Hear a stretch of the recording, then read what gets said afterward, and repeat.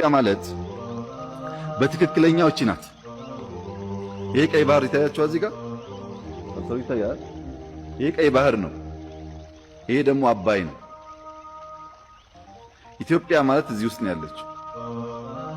ይሄኛው ውሃ ይመለከትሻል፣ ይሄኛው ውሃ አይመለከትሽም ብትላት አይሰራም። ኔቸር እንደዛ አይልም።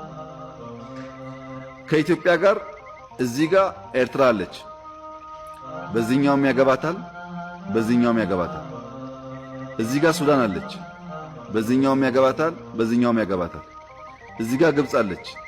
በዚህኛውም ያገባታል፣ በዚህኛውም ያገባታል። ለምሳሌ እኔ የማንም ሀገር ትልቅ ሀገር የሚባል ሰው ቢደውልኝ ወይ ቢያገኘኝ ኢትዮጵያና እኛ አብረን በጋራ መስራት ይገባናል ምናምን ካለ በኋላ የአባይ ጉዳይ ግን ይለኛል። አባይ እኮ እኛ ድንበር ውስጥ በእኛ ገንዘብ የሰው ውሃ ሳነካ ማንም አይሰማኝም። አባይማ እናንተ ብቻ አይደለም፣ ግብጾች፣ ሱዳኖች ህልውናቸው ነው።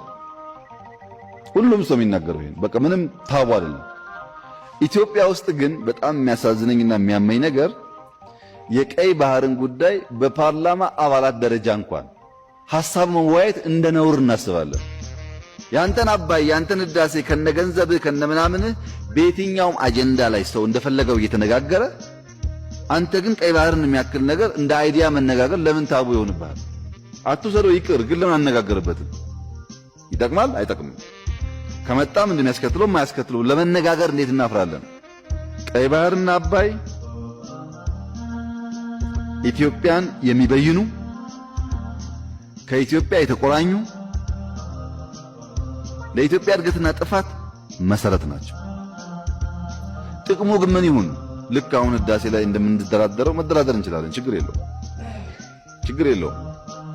ድርድር ማለት አትጠቀምበት ማለት ካልሆነ በስተቀር ችግር የለውም።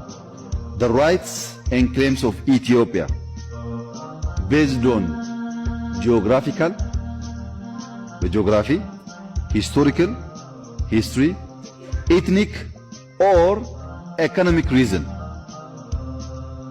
including in particular Ethiopia's legitimate need for adequate access to sea የሚል ዩኤን ቻርተር ላይ አለ።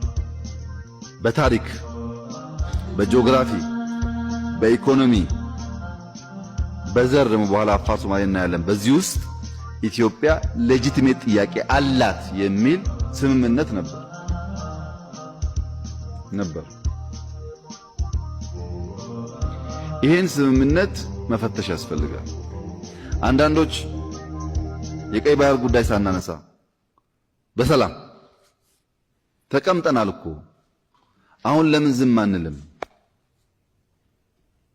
ቢቀርብንስ? ከኤርትራ ቢያጋጨንስ? ከጅቡቲ ቢያጋጨንስ? የሚል ስጋት ያላቸው ሰዎች አሉ። 50 ሚሊዮን ነበርክ፣ አሁን በ2030 150 ሚሊዮን ልትሆን ነው። አሁን በ2030 150 ሚሊዮን ህዝብ ጂኦግራፊካል ፕሪዝን ሆኖ መኖር አይችልም። አንደኛ ድህነት አለ እንደምታውቁት፣ ብላስት ያደርጋል። ብትፈልግም ባትፈልግም ወደ ሆነ ይፈነዳል። ህዝቡ እንዳይፈነዳ እንዳይበተን መነጋገርና መልክ ማበጀት ያስፈልጋል። ለምን አንድ ነገር ማቆየት ነው ሰውን ሽባ የሚያደርገው እንጂ ለአጥረ ጊዜ መሸከም ችግር አይደለም።